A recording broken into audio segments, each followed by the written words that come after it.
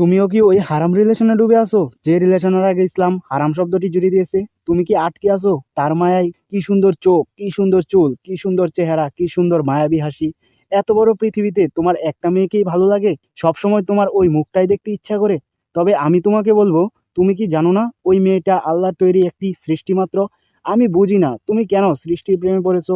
তোমার যদি প্রেম করতেই হবে, রিলেশন করতেই হবে, একজনকে ভালোবাসতেই হবে, তবে আর এক মুহূর্তে দেরি না করে আল্লাহকে নিজের জীবনের চেয়ে বেশি ভালোবাসো। তবে এই ভালোবাসার কোনোদিন অপূর্ণতা থাকবে না, কোনোদিন বিচ্ছেদ হবে না, কোনোদিন কোনো রাগ বা অভিমান তৈরি হবে না। অন্যদিকে তুমি যদি আল্লাহর সৃষ্টি কোনো নারীর সাথে হারাম রিলেশনে ডুবে থাকো, তবে তুমি মনে রেখো, তুমি নিজে যেমন জাহান্নামের দিকে এগিয়ে যাচ্ছ, তোমার ভালোবাসার মানুষকেও তুমি জাহান্নামের দিকেই নিয়ে যাচ্ছ। এই হারাম রিলেশনের কোনো গ্যারান্টি নেই। তুমি হয়তো ভাবছো আমি এই মেয়েকে ভালোবাসি, আমি এই মেয়েকেই বিয়ে করব, কিন্তু অবশেষে কি হয় জানো? ওই রিলেশন ভেঙে চুরমার হয়ে যায়, কিন্তু তোমাদের যে গুণাগুলো সেগুলো ঠিকই আমলনামায় থেকেই যায়।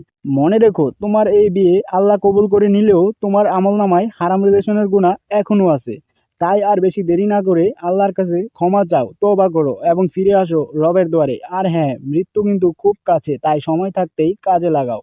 হারাম রিলেশনে ডুবে থাকা ব্যক্তির জীবনে কোনো সুখ নেই, শান্তি নেই, তারা একটি মোহের মধ্যে থাকে। যে ব্যক্তি রিলেশনে আটকে থাকে সে ওই পরনারী বা পরপুরুষের কথাই সারাদিন ভাবতে থাকে, চিন্তা করে। সে ভুলে যায় তার রবকে, সে ভুলে যায় তার জীবনের গন্তব্য, সে ভুলে যায় তার পরকাল, সে মনে করে এই দুনিয়ায় সবকিছু। আমাদের ইসলামে কোনো খারাপ কাজকে প্রশ্রয় দেওয়া হয়নি।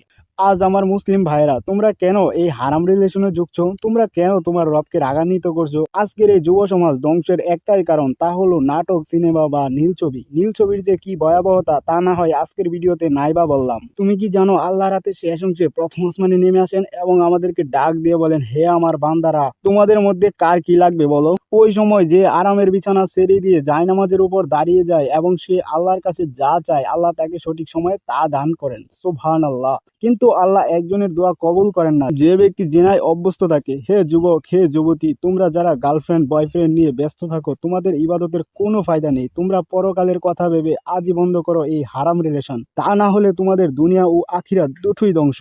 জিনার প্রথম সূত্রপাত কি জানো? দৃষ্টিপাত। হ্যাঁ, দৃষ্টিপাত দিয়েই আমাদের প্রথম জিনা শুরু হয়। তুমি যদি তোমার দৃষ্টিকে হেফাজত করতে পারো, তবে তুমি অবশ্যই জিনা থেকে মুক্তি পাবে। আল্লাহ আমাদের সবাইকে জিনা থেকে বেঁচে থাকার তৌফিক দান করুক। আমিন।